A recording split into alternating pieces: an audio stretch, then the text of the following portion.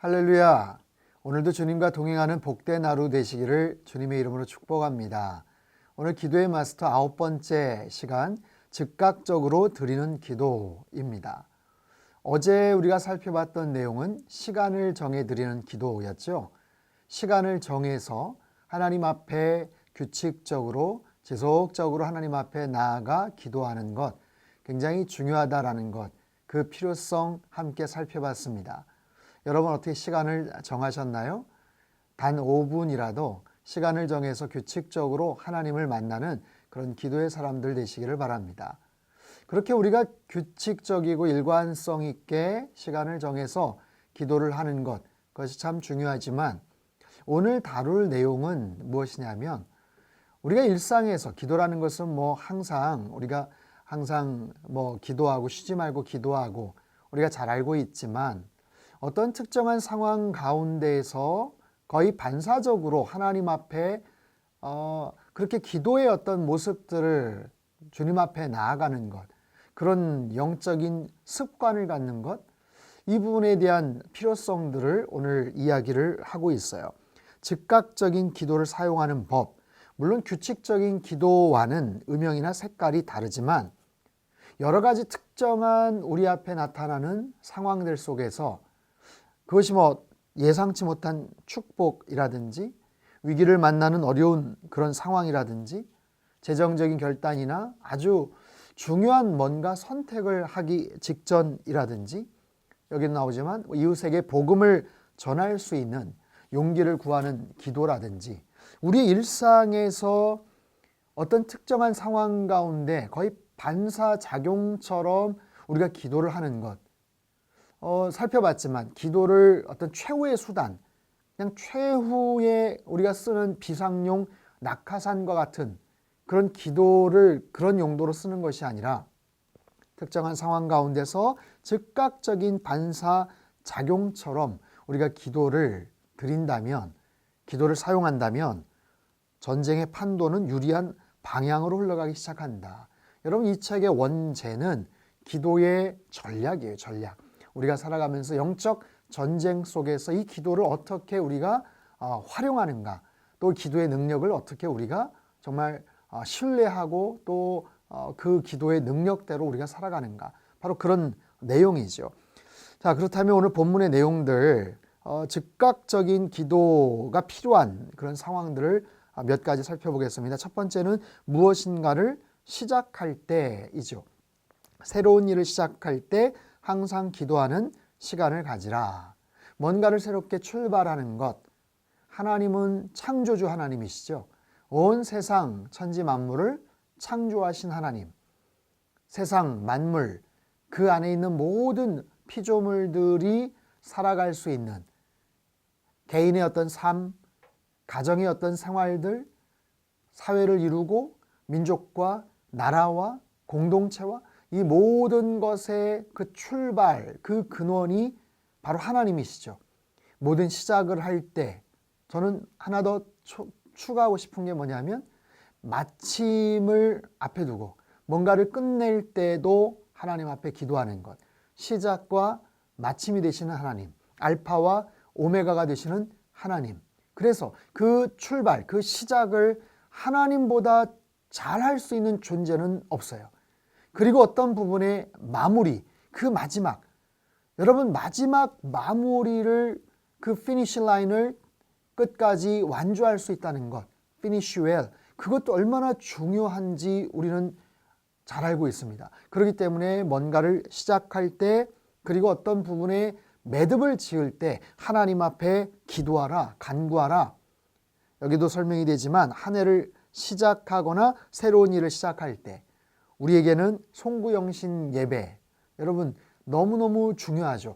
외국 다른 나라에서는 그런 송구영신 예배의 어떤 형식이 없을 거라고 저는 생각을 하는데 한 해를 마무리하고 또 새로운 한 해를 출발함에 있어서 하나님 앞에 예배를 드리고 하나님 앞에 기도하는 것, 그것처럼 우리의 모든 일상에서 뭔가를 새롭게 시작할 때 하나님 앞에 기도하는 것, 즉각적으로 하나님 앞에 반응하는 것, 어떤 부분의 마무리를 할 때에도 하나님 앞에 기도하는 것, 이것이 굉장히 중요하다라고 이야기하죠.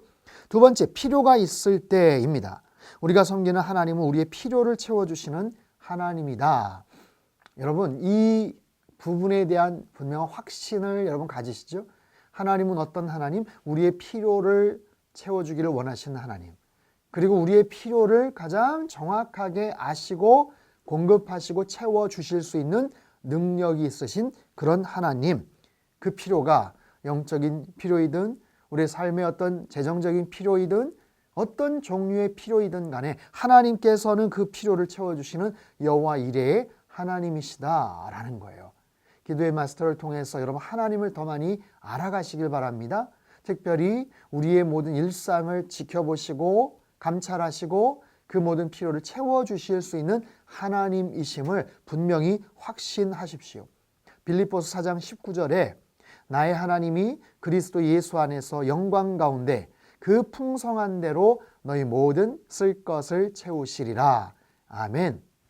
이 말씀 잘 기억하시고 하나님 앞에 어떤 특정한 필요가 있을 때마다 하나님 앞에 기도하는 우리의 모습이 되어야 될 줄 믿습니다. 세 번째, 축복을 받았을 때입니다. 하나님이 필요를 채워주시고 보호하시며 용서하시고 인도해 주실 때 감사를 드리라. 매일 일상적으로 누리는 축복을 당연하다고 생각하지 말라. 특정한 상황 가운데서 하나님께서 복을 주셨을 때 우리는 습관적으로 하나님 앞에 감사의 기도를 드려야죠. 그런데 그것이 너무나도 그냥 일반화되고 그냥 쉽게 경험할 수 있는 것이라고 우리가 생각을 해버리면 감사할 타이밍을 놓치게 됩니다. 여러분, 감사의 가장 반대쪽에 있는 그런 개념, 그런 단어라면 아마 원망, 불평이겠죠. 그러나 감사에서 갑자기 불평으로 가지 않아요. 그 중간 단계를 거치는데 그 거치는 그 의미는 당연함이라는 그런 개념이죠. 당연하게 생각될 때 우리는 조만간 불평하게 됩니다. 감사를 해야 됨에도 불구하고 그것을 당연시하는 거죠. 당연하게 생각하는 거죠. 그럼 뭘 감사할 필요가 있어? 그냥 당연한 거 아니야? 라고 생각하는 순간 그것은 당연함에서 그치지 않고 조만간 불평이나 원망으로 아마 빠지게 될 겁니다. 그렇기 때문에 우리 일상에서 그냥 의례적으로 당연하게 생각할 수 있는 일들, 그런 마음과 느낌이 들 때마다 우리는 스스로를 경계해야 돼요. 그렇지 않고 이것은 하나님 앞에 감사를 드려야 되는 것이다 라고 생각날 때마다, 느껴질 때마다 하나님 앞에 감사의 기도, 고백을 드릴 수 있는 것 중요하다라고 말씀을 드려요. 네 번째, 인생의 짐으로 힘들 때, 인생의 짐, 어려움 여러 형태로 찾아오죠. 하지만 우리는 그 모든 것을 주님께 가져가야 한다. 지금 당신은 스스로 인생의 짐을 지고 있거나 아니면 인생의 짐으로 힘들어하는 누군가를 알고 있을지 모른다. 여러분, 우리는 살아가면서 크고 작은 수많은 인생의 짐들을 짊어지고 버거워하고 힘들어할 때가 참 많습니다. 우리뿐만 아니라 내 가까운 이웃, 가까운 주변에 있는 사람들, 우리 가족들, 인생의 짐을 지고 힘들어하고 어려움 가운데 있는 경우들을 우리는 많이 겪게 되죠. 여기서 그러나 분명히 말하는 것은 이 모든 것, 이 모든 짐을 주님께 가져가야 된다라는 거예요. 주님 앞에 가져가는 것, 주님께 의뢰하는 것. 마태복음 11장 28절에 말씀하시지 않았어요? 수고하고 무거운 짐진 자들아 다 내게로 오라. 다 내게로 오라. 내가 너희를 쉬게 하리라. 그 모든 짐들 느낄 때마다 우리는 하나님 앞에 기도하고 간구하고 주님께 나아가야 된다라고 말하고 있어요. 다섯 번째, 위기를 만났을 때 우리는 누구나 인생의 위기를 만난다. 이는 단순히 인생의 작은 짐을 말하는 것이 아니라 운명이 달라질 수 있는 사건을 말한다. 조금 전에 이야기했던 여러 가지 짐, 근데 그 짐이 아니라 더 큰 문제들, 우리의 인생의 향방을 가늠할 수 있는 굉장히 어려운 지경, 난관으로 정말 추락시킬 수 있는 바로 그런 모습의 그런 문제들, 그런 상황 속에서 우리는 즉각적으로 하나님 앞에 기도해야죠. 시편 50편 15절 말씀, 환난 날에 나를 부르라. 내가 너를 건지리니 네가 나를 영화롭게 하리로다. 하나님 앞에 부르짖고 기도하는 것. 하나님은 우리의 상황이 어떠하신지 하나님 알고 계시죠. 또 하나님 앞에 우리가 부르짖을 때 하나님께서는 응답하실 수 있는 그런 하나님. 부르짖고 기도하는 이 내용은 다음 과에서 좀 더 또 살펴보겠습니다만, 하나님 앞에 우리가 간절한 마음을 가지고 하나님 앞에 기도하는 것, 인생의 그 어려운 고난과 위기 앞에서 하나님 앞에 기도하는 것 연결이 됩니다. 여섯 번째, 걱정거리가 있을 때, 염려와 근심이 덮칠 때 기도하라.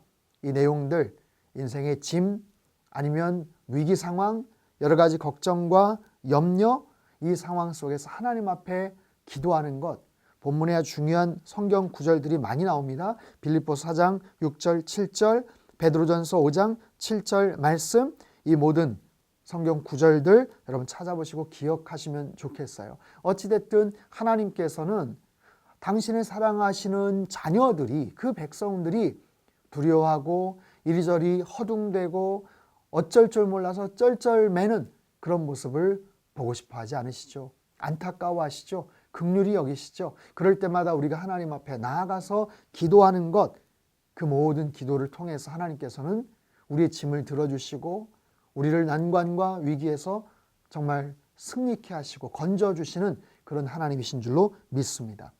자, 일곱 번째입니다. 죄를 지었을 때 죄와 관련된 일은 모두 기도로 하나님께 가져가야 한다. 죄의 유혹을 받았거나 이미 선을 넘어버렸다면 즉각 주님께 나아가야 한다. 이게 대단히 중요한 이야기를 하고 있어요.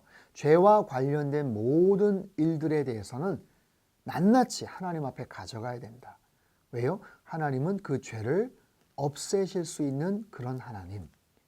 여러분, 세상의 어떤 노력으로도 우리의 죄를 사함받지 못해요. 죄를 없앨 수 있는 방법은 없습니다. 코로나 상황이 이렇게 장기화됨에도 불구하고 효과적인 마땅한 치료제나 백신이 아직까지도 나오지를 못하는 이유가 뭘까요? 그만큼 치명적이다라는 거죠. 인류 역사에 있어서 죄만큼 정말 고통스럽고 치명적인 것은 없어요. 그리고 그것을 해결할 수 있는 비결, 방법은 없습니다. 오직 나사렛 예수 그리스도의 십자가의 보혈만이 완벽한 치료제요, 완벽한 백신임을 우리는 분명히 믿어야 돼요. 그렇기 때문에 죄에 관련된 모든 부분들은 하나님 앞에 즉각적으로 반응하며 기도해야 된다라는 거예요. 이 기도, 요한일서 1장 9절에서 말씀하시는 희소식, 스스로 겸비하고 죄를 고백하면 하나님은 우리를 용서해 주시고 깨끗하게 해 주신다라는 이 말씀, 간절한 마음으로, 진심 어린 마음으로 하나님 앞에 회개의 자리, 그 기도를 드리지만 중요한 이야기를 하죠. 그러나 이 기도는 진심 어린 회개의 마음과 다시는 그 잘못을 반복하지 않겠다는 결심이 동반되어야 한다. 죄를 감지할 때, 죄를 느끼고 또 행할 때, 아니면 어떤 선을 넘었을 때 하나님 앞에 즉각적으로 기도하며 나아가는 것, 이것이 굉장히 중요하다라고 이야기를 하고 있죠. 정리를 할게요. 어떤 환경이라도 기도하는 기회로 삼는다면 우리는 하나님의 응답을 받을 전략적 위치를 고수할 수 있다. 기도를 해야 됨에도 불구하고 기도하지 않았을 때, 그 타이밍을 놓쳤을 때 우리는 하나님과의 관계가 조금씩 멀어질 수도 있고, 사단은 그 틈을 정말 기가 막히게 파고들어서 공격을 하지요. 사랑하는 성도 여러분, 시간을 정해놓고 여러분 기도하십시오. 그리고 우리 일상에서 즉각적으로 반응하며 하나님 앞에 기도하십시오.